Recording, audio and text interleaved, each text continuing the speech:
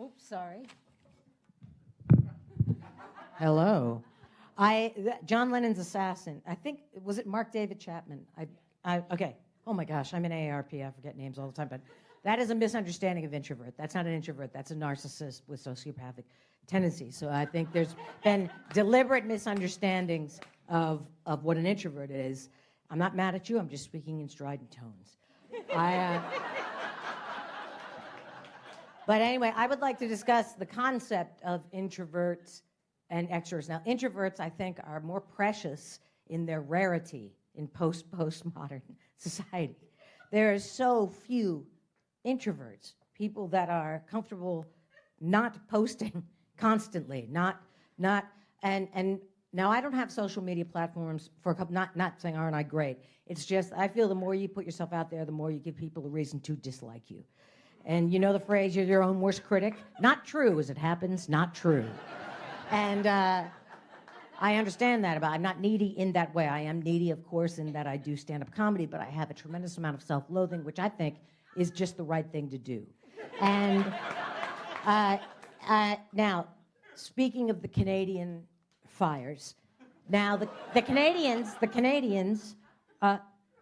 very kind. The fire is an extrovert. I'm using this conceptually. Fire is an extrovert reaching out. Now, it wasn't that bad for me insofar as cologne-wise, I like a smoky vanilla. Honestly, I do. I thought the air smelled, yeah, had a little bit of vanilla. It was nice. And then a friend's daughter said, the air is so bad it's like smoking 4 cigarettes. And I was like, that's it? I was, it's not that bad. Especially if they're like all natural American spirits. It's bad. It's just any hoozle. The pictures, extra. Introverts, extroverts are like Sweet Green and episodes of Law and Order. Constant. See them everywhere. Happens every day. It's all over the place. Whereas introverts, true introverts, thoughtful people, and I don't know that I'm not saying me. I'm just saying that history's negative arc towards injustice is made by extroverts. Honestly. And Time Magazine gets everything wrong. That's a ridiculous thing to look to. I think Time Magazine and Elon Musk is not an introvert. The scent of Elon Musk. There's something very, very wrong with him. That's all. Now, he may be introverted in that he's terribly socially awkward. That's, again, different, too. And I'm sorry, I'm not picking on you. I'm just saying. And I'm sorry, I have it written. This is my process. And like I said, nothing in modern society goes undocumented, right? Everybody must take photos. And I understand graduation, that's a milestone. I get that. I live near Washington Square Park, but my question is this, does every picture have to be sexy? Do you have to, or your parents are taking the picture? Your parents are taking the picture, your grandparents are here, and the guys are trying to look so tough. You went to NYU. You know, let your intellect, that's difficult going to NYU. I just feel like, what will it take to say cheese as our ancestors did? Just say cheese, if you must. And apparently, nothing goes undocumented, as I said, worse than the Stasi, except ghosts. Now, they must be introverts, because it's amazing how much evidence they're not getting on film on a nightly basis. All those ghost shows. I know you don't watch television. You're better than that. I know where I am. And I know not to use the profanity and be loud. Not at Symphony Space. Now, here's another thing that is known in the postmodern world. That bike, it's not stopping. You can cross the street, it's not stopping. That bike is an extrovert. The bike, I'm not saying, now it's a complex issue. There's workers trying to make money. They're paid very little. I'm not talking about them. I'm talking about the bike. That bike is an extrovert. It is not, you know this, it's not stopping. It's just not. And I feel that, and you know that the phrase, it's like everyone deserves to be heard. Do they? Mitch McConnell, Marjorie Taylor Greene? Do they? All life is precious. Is it? It's just, and I think introverts understand this in a way. And also, like I said, history is made, and the concept, listen. let's go back to Canada for a second, because I love the Canadian Prime Minister, Justin Trudeau. Oh, great actor, great Prime Minister. Woo! Mulholland Drive. Who knew? Many hats, many hats. That's why I broke up with Jennifer Aniston. You can't have it all. You got to make a decision. Prime Minister of Canada, Jennifer Aniston. And now, not only Mulholland Drive, but he's on the Watergate series. Nixon's Plumbers, Extroverts. Nixon, all right-wingers, always. Rupert Murdoch, Succession. Listen. Come on. I've never gone walkabout here before, but the finale of Succession.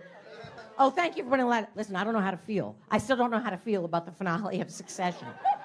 But I bring it up because the father, who I don't think is dead. Hang on. I actually don't think he's dead. I think it's exactly the kind of thing he'd do. But he's a extrovert, like Rupert Murdoch, who he's based upon, and others. And they destroy elections and history.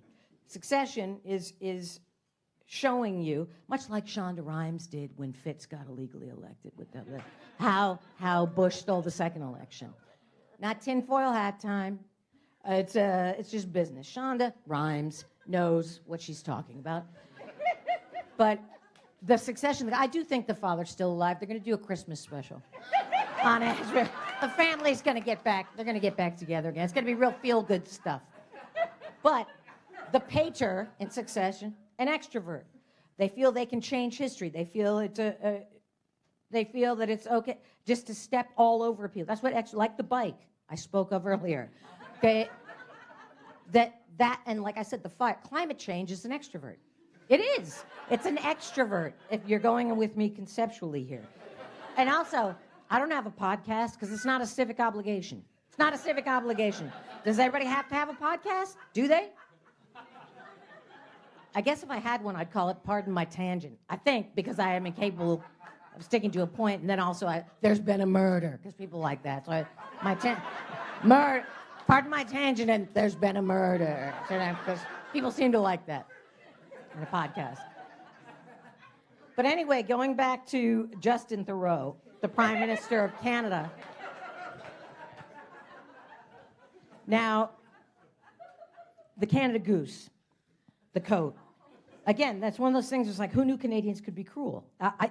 You know what I mean? And you can't tell by looking at the jacket. It doesn't look like animals were harmed, but I guess it's what's on the inside. It always is.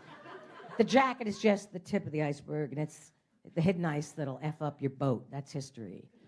But protests, right? And I'm all for it, citizenship. But I don't like chanting in unison, and I don't like the bullhorn, the person with the bullhorn. I don't... Whenever, like, hey, hey, ho, ho, or what do we want? I'll find a more introverted group of committed citizens, and maybe I'll throw in an Outback Steakhouse.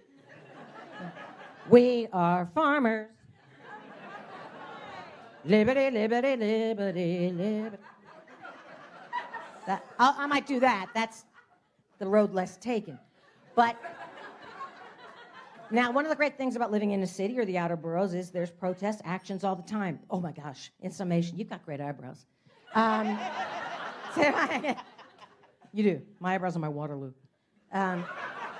Truly, and my thyroid's my retreat from Moscow, but that is not at all what we're talking about. In summation, I can't tell you about but anyway, I accidentally walked through a Canada Goose protest. I didn't know. I thought it was another kind of protest, and I was like, I'm going. I'm a citizen. I was just walking, and then I realized it was a Canada Goose protest, and it was freezing that day.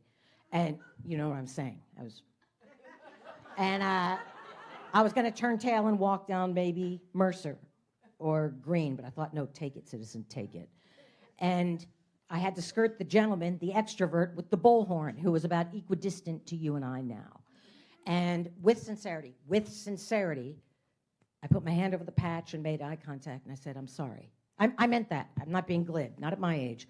I didn't go, I'm sorry, what's this about? Didn't do that. I did not do that, sincerely, and still with the bullhorn. You gotta get out of the goose. You might as well be wearing a swastika. Come on, that old chestnut. Now, listen. Not only would I say, get some new material, but if Anne Frank had been there, hear me out, listen to me. As a mother and a Jew, now I'm not Jewish, I don't have children, but I I have realized, I do know that if one's going to discuss something potentially controversial, if you say, as a mother and a Jew, let her talk. So, as a mother and a Jew, I would say, Anne Frank, one of history's finest introverts. Quiet. I'm not being glib. Who wasn't? The Third Reich. Extroverts. But also the gentleman with the bullhorn. Do you think if Anne Frank had been allowed to live, she would have said, listen, not only is that hack, that's why, how about the Armenians? Now we got us a horse race. Nicaragua, anything. But had she been allowed to live, I think she would have said,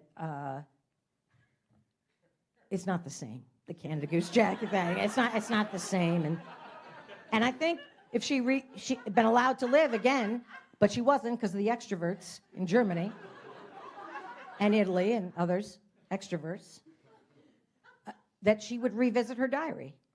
She would. And she'd say, I guess people aren't basically good at heart.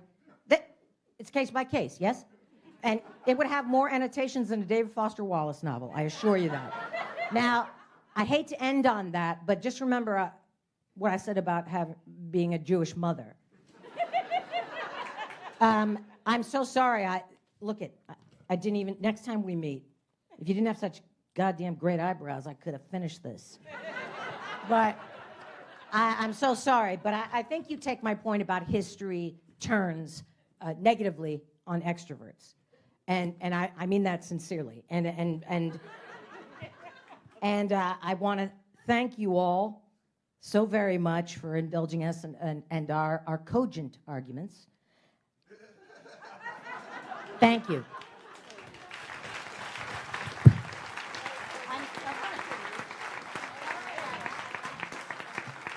Janeane Garofalo.